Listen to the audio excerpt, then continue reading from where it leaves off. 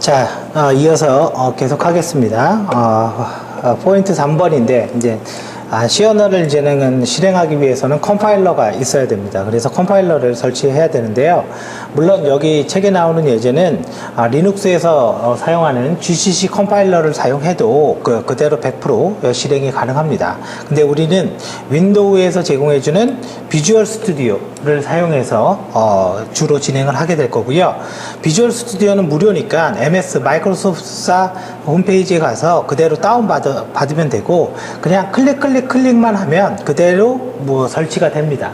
근데 이제 주의사항은 좀 느려요, 얘가 설치가. 그래서 조금 오래 걸립니다. 그래서 그게 조금 피곤하긴 한데, 그것만 주의하시고, 또 최신 버전, 이렇게 보통 시커먼 화면으로 이렇게 나옵니다. 최신 버전을 설치를 하려면 기본적으로 인터넷 익스플로러 브라우저죠, 웹 브라우저가 10 이상 설치가 되어 있어야 됩니다. 그래서 대부분은 요즘은 다 10 이상입니다. 11을 많이 쓰기 때문에 특별하게 신경 안 써도 그냥 설치된다라고 보시면 되고요.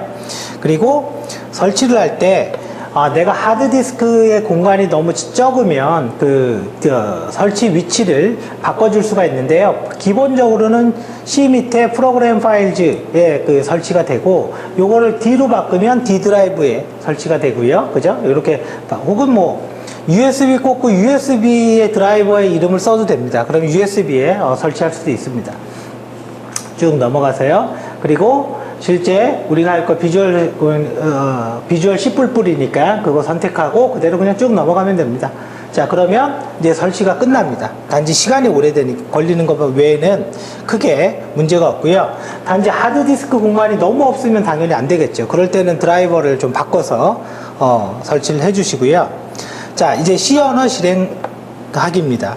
내가 만든 프로그램을 우리는 원시 프로그램, 소스 프로그램이라고 합니다. 그래서 메인, 어쩌고저쩌고 이렇게 쓴 거를 소스 프로그램이라고 하고, 이거는 영어로 되어 있기 때문에 사람이 알아듣지 기계가 못 알아듣습니다. 그러면 이 소스 프로그램, 원시 코드를 갖다가 우리는 기계어로 바꿔줘야 되는데, 그게 바로 컴파일을 한다라고 이야기를 하고, 컴파일을 하는 프로그램을 컴파일러라고 합니다. 그래서 비주얼 스튜디오가 컴파일러고요. GCC라는 게 컴파일러입니다.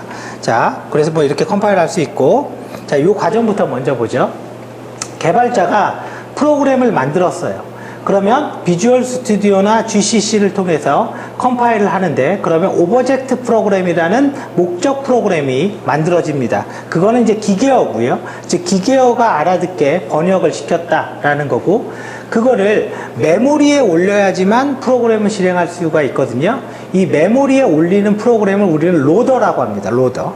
그래서 로더가 이 컴파일된 프로그램을 갖다가 컴파일된 실행 프로그램을 갖다가 실행 파일, 즉 메모리에 올려서 실행하게 되는 거고요.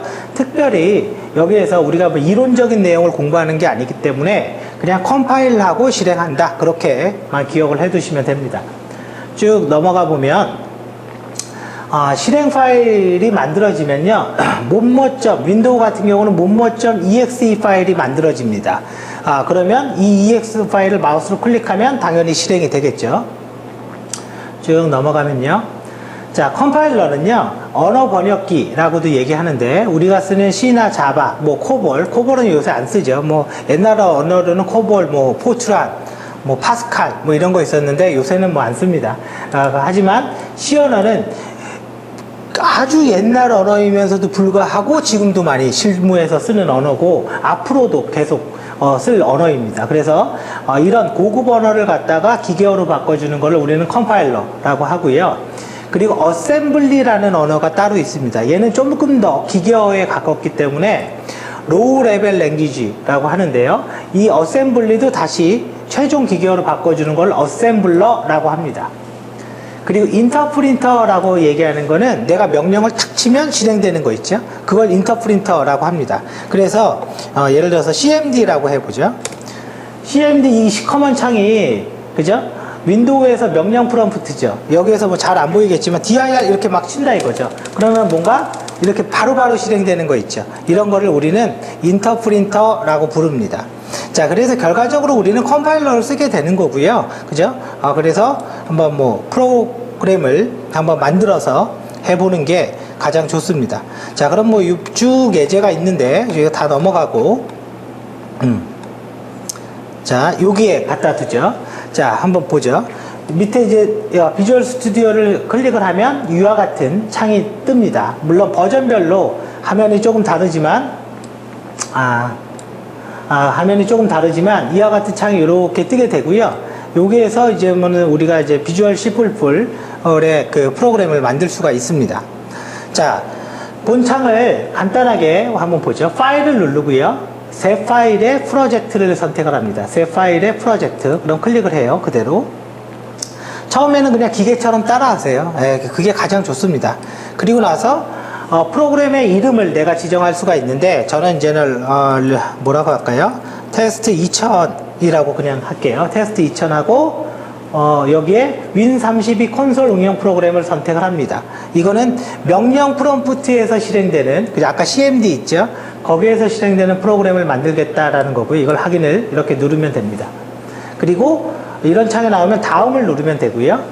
자, 여기에서 콘솔 응용 프로그램이 기본적으로 선택되어 있으니까 이거를 그대로 두고 여기 하단에 보시면 SDL이라고 해서 Security Development Life Cycle 검사라고 있는데 이 체크를 지워주세요. 왜냐면 이 체크가 이제는 프로그램에서 이제 보안적인 문제가 있는 함수들을 못 쓰게 하는 그런 기능인데 이 체크를 하게 되면 우리가 나중에 다른 거에는 크게 문제가 안 되는데 scanf와 같은 함수를 쓸 때 오류가 발생을 합니다. 그래서 우리는 표준 C를 써서 할 거기 때문에 SDL을 지우고 그냥 마침을 이렇게 누르면 됩니다. 마침을 누르면 이제 그대로 이제 프로그램이 만들어져요. 그죠? 그럼 이제 얘가 알아서 다 이렇게 프로그램을 만들어 줍니다. 그러면 여기에 혹시 버전에 따라서 어떤 분은 여기가 tmain이라고 적혀 있는 옛날 버전을 쓰면 이게 tmain입니다. tmain으로 적혀 있는 분이 있는데 그런 거 신경 쓰지 말고 그냥 메인이랑 똑같다 라고 생각하면 됩니다. 그리고 여기에다가 내가 printf 예를 들어서 C 언어 공부하기 라고 이렇게 그냥 요대로 그죠? printf C 언어 공부하기 하고 세미콜론까지 모든 C 언어는 제일 끝에 세미콜론으로 문장의 끝을 가리켜 줘야 되거든요. 그래서 이렇게 한 줄만 듣고 여기에 보시면 로컬 디버거라고 하나 있죠. 로컬 윈도우즈 디버거 초록색 화살표 요걸 이렇게 클릭을 하시면요 이제 컴파일이 되는 겁니다. 기계어로 바꿔주는 거예요. 자, 어떻게 되는지 한번 보죠. 그럼 잠깐 뭔가 탁 튀어나왔다가 사라졌죠. 그래서 요 책에 그 내용이 있는 겁니다. 자, 비주얼 스튜디오로 프로그램을 컴파일 시키면 잠깐 검은색 책이 나왔다가 사라질 것이다. 지금 그 얘기예요. 그래서 실제 프로그램이 제대로 돌아가는지 확인하기가 어렵다 이거예요. 그럴 때 프로그램에다가 getCharacter 함수를 한 줄 이렇게 추가하면 키보드로 내가 입력할 때까지 얘가 그냥 대기하게 되어 있습니다. 그래서 여기에다 하나 넣어볼게요. 이렇게 get char 하고 세미콜론 그죠? getCharacter 요거 하나를 넣어라 이거죠. 그리고 다시 실행을 합니다. 그러면 아까 이 창이 안 사라졌죠. 여기 보면 C 언어 공부하기 라고 적혀 있죠. 이렇게 출력을 합니다. 그리고 내가 키보드에서 이렇게 엔터를 탁 치면 이제 그때 사라집니다. 그러니까 getCharacter가 키보드로부터 어떤 입력값 하나를 받을 때까지 기다리는 함수예요. 그래서 그 내용을 보기 위해서 이렇게 집어넣은 거고요. 두 번째 방법은 디버깅을 할 수가 있는데 원래대로 이렇게 두고 getCharacter 지웠습니다. 여기에 지금 9번째 라인에 printf C 언어 공부하기 있죠. 이쪽 끝에다가 마우스를 더블 클릭해 보세요. 그러면 여기 빨간색으로 무슨 점 하나가 이렇게 찍힐 겁니다.